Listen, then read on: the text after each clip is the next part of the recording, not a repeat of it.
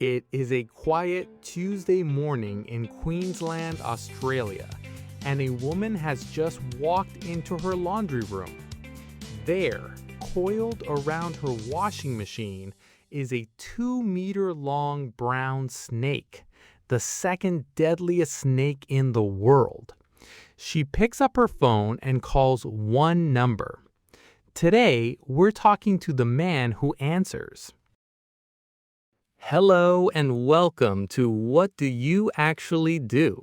The podcast where we explore the fascinating and often misunderstood jobs people have, and we learn English through real conversation. I'm your host, Alex, and today we're going to the Sunshine Coast of Queensland in Australia. Our guest is Jack, who has worked as a professional snake catcher for the last 18 years. Jack, thanks so much for joining us. G'day, Alex. Thanks for having me. Always happy to talk snakes. So, Jack, when you tell people what you do for a living, what's their reaction? Two reactions, mostly. People either lean in and want to hear every story I've got, or they physically step backwards from me, like I might have a snake in my pocket right now. Both reactions are honest. Snakes do that to people. I think I would be in the second group. So, in simple terms, what does a snake catcher actually do? When somebody finds a snake somewhere they don't want one, in their house, in their shed, under their car, in their toilet, they ring me. I drive out, I catch the snake safely, I put it in a bag, and I release it back into the bush at least 5 kilometers away. That's the job. It's a real service? It's a regulated service. In Queensland, you need a special license to catch and relocate snakes. It's called a damage mitigation permit. You can't just pick them up because you feel like it. Our job is to remove a problem animal without harming it, and to keep the public safe. How does someone end up doing this for a living?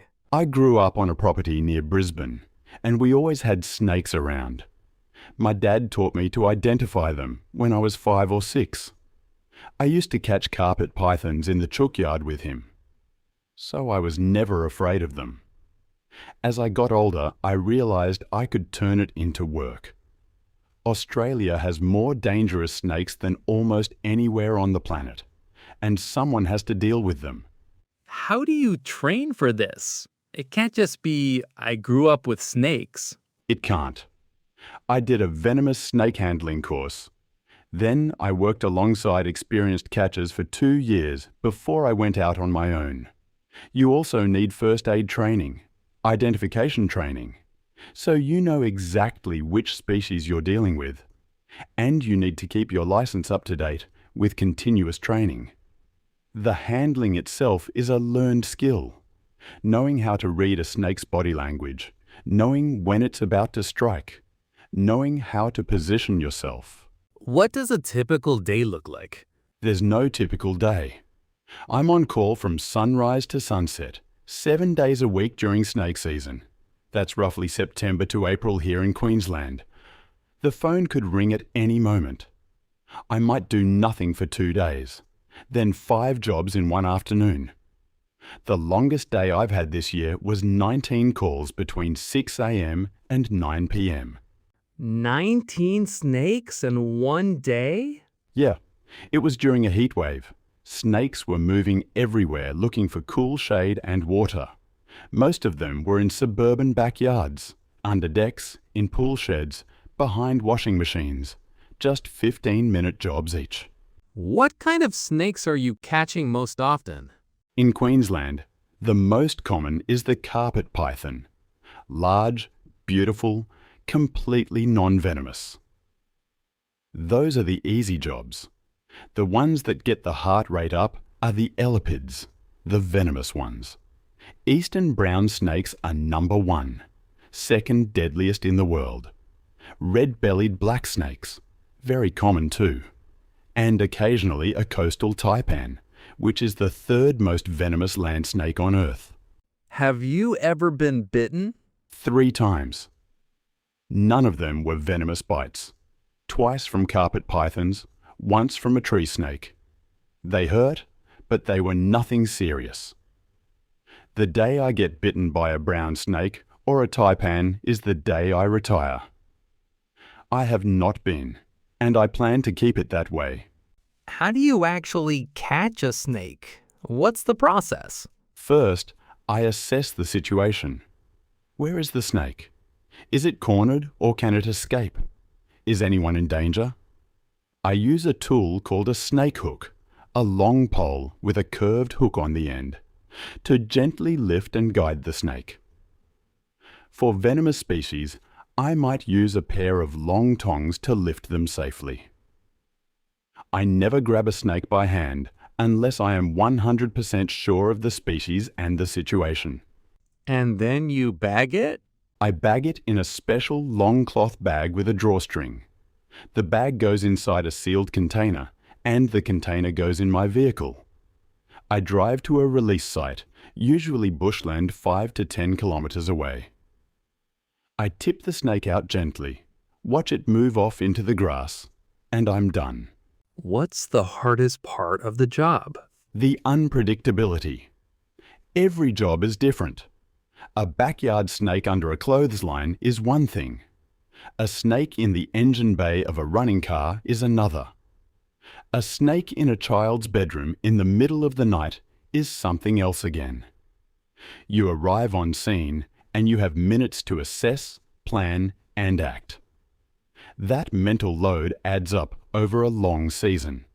And what about the mental side, the customers? Many of my callouts involve very frightened people, sometimes hysterical. I've had grown men in tears. I've had elderly women refuse to come back into their own house until I show them, in person, that the snake is gone and the bag is sealed. A big part of the job is staying calm and being kind. People remember how you treated them under pressure.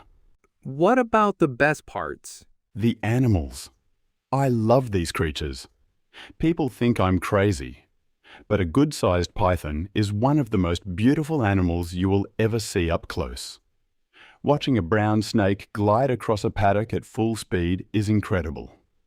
The privilege of working with these animals every day is something I never take for granted. Do you have a memorable story for us? Plenty. Here's one that turned out well. About 4 years ago, I got a call from a young couple. Their toddler had just discovered a small brown snake in his bedroom. It was under the cot. The mum was shaking on the phone. I drove there in 14 minutes. Got there, walked into the bedroom. The snake was still under the cot. Small, maybe a foot long, but eastern brown. Fully venomous from the day they hatch. I caught it cleanly in about 20 seconds. The mum was crying. The dad shook my hand for a long time. As I was walking out, the toddler, who had been watching the whole thing from his mum's hip, said very seriously, "Bye, snake." It still gets me. That's a beautiful little detail. A funny story to balance it? Laughs. Yeah. So, a man calls me, says there's a snake in his toilet bowl. I'm driving out and I'm thinking, this is going to be either a green tree snake that came up the pipe, or it's going to be much worse. I get there, walk into the bathroom, lift the lid. It's a rubber toy snake. His teenage son had put it in there as a prank. The dad, in his 50s, was so terrified he wouldn't go near it himself. I charged him my full call-out fee. He paid it without complaint. The son, I'm told, lost his phone privileges for 2 weeks. That is fantastic. The professional snake catcher gets called out for a rubber toy. Best $50 I've ever earned for 2 minutes of work. For someone listening who's thinking about going into wildlife work, maybe not snakes, but something similar, what's your advice? 3 things. First, get the qualifications properly. You cannot self-teach yourself out of a brown snake bite. Find a recognized handling course and a mentor who has been catching for years. Second, respect the animals. The catchers who get hurt are usually the ones who got casual. Every snake is a wild animal. Every call-out is a fresh assessment. Never assume. And third, build a small business properly.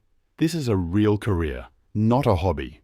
You need a vehicle, equipment, insurance, a website, a way to handle the phone 24/7. The catchers who fail are usually good with snakes and bad with admin. Solid advice all round. Jack, thank you so much for sharing your work with us. Thanks, Alex. Pleasure as always. That was Jack, a professional snake catcher from Queensland. Now let's review some useful vocabulary from our conversation. Venomous. A venomous animal injects poison through a bite or sting.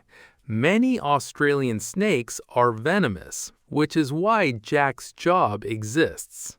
Second, callout. A callout is when somebody phones a service for help and the worker drives out to do the job. Jack might do 5 or 6 callouts in a day. Third, relocate. To relocate something means to move it from one place to another. Jack relocates snakes from people's homes to safe bushland. Fourth, bushland. Bushland is wild, natural countryside in Australia, full of trees and native plants. It's where Jack releases the snakes. And finally, on call. To be on call means you have to be ready to work at any time, day or night. Jack is on call 7 days a week during snake season. And that's it for today's episode of What Do You Actually Do? A huge thank you to Jack. Join us next time when we travel from the Australian bush to the elegant world of fine wine. We're going to Bordeaux in France to talk to Henri, a master sommelier at one of the city's most famous restaurants.